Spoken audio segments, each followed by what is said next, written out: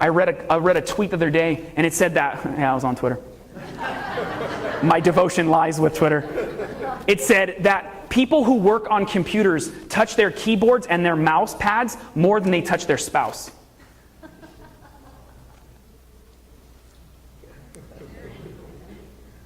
Now, I'm not asking you to pet your spouse every 2 seconds, but I am telling you that there's a problem with that. Yeah.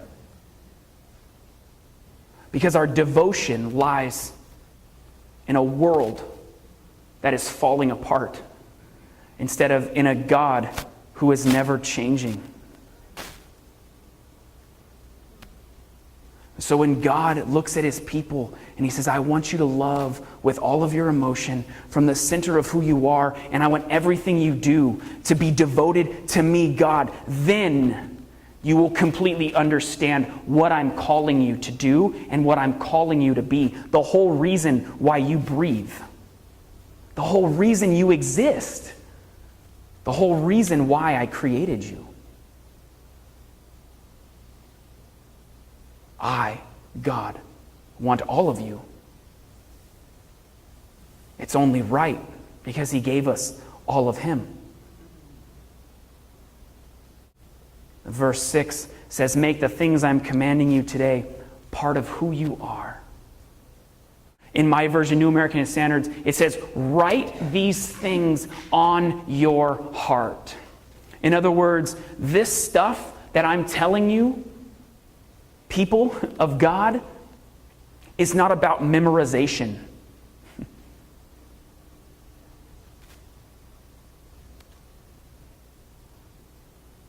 says, it's about who you are. That literally your DNA changes. The fabric of your being is altered.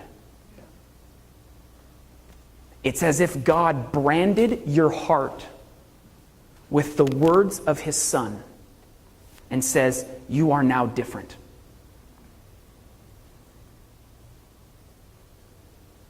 It's not lip service.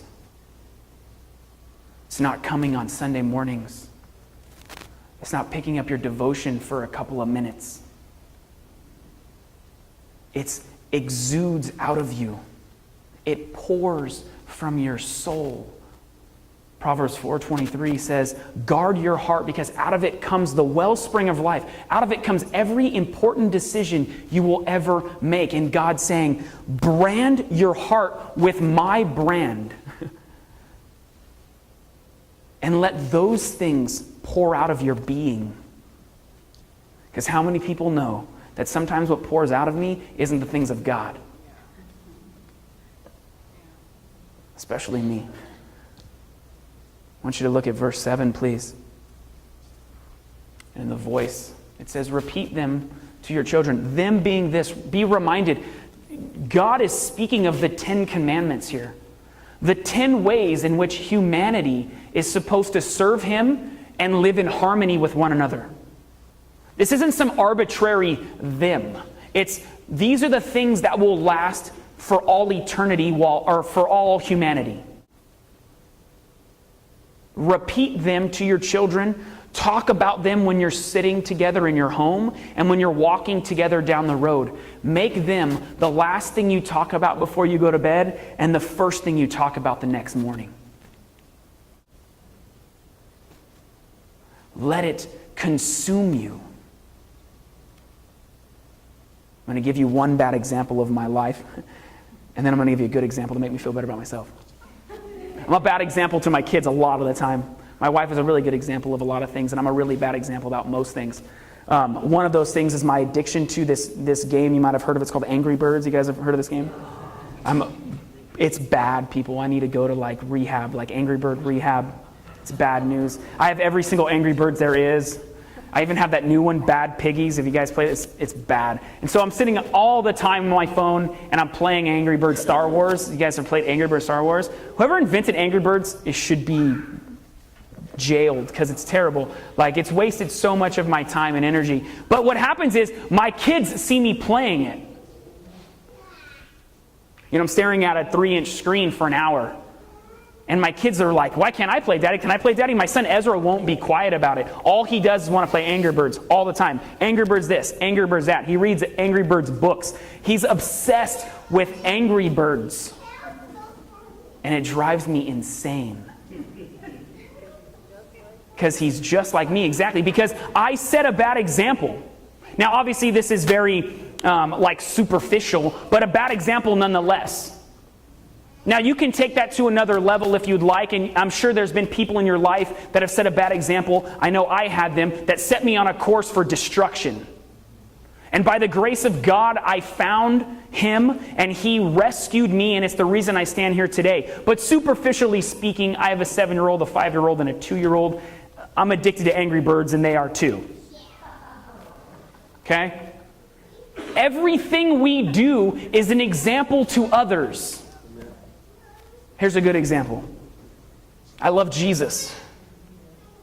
Everything I do, minus Angry Birds, okay, is about Jesus. I only listen to Christian music. I only read Christian books. Not that there's anything wrong with secular music or secular books. I just don't have time to waste on that because I want to set a good example to my kids. And so all we listen to is K-Love, K-Life. There's like an alternative station I listen to that you will all hate. It's called Radio U. I listen to that as well. But that's all we listen to. And the most beautiful thing in the world to me is my 2-year-old daughter singing to K-Love. Brings tears to my eyes thinking about it. She sings Newsboys. Her favorite song right now, she's got 2. God Is Not Dead by the Newsboys. And Plum's new song, God, I Need You Now. My 2-year-old sings these songs. We were hiking the other day, and she started singing to herself, Jesus Loves Me. That is how to raise a godly generation. Not because I'm good at it, but because God is gracious. I want to check out this last verse, and then I'm going to invite Pastor Robert back up, and it says this.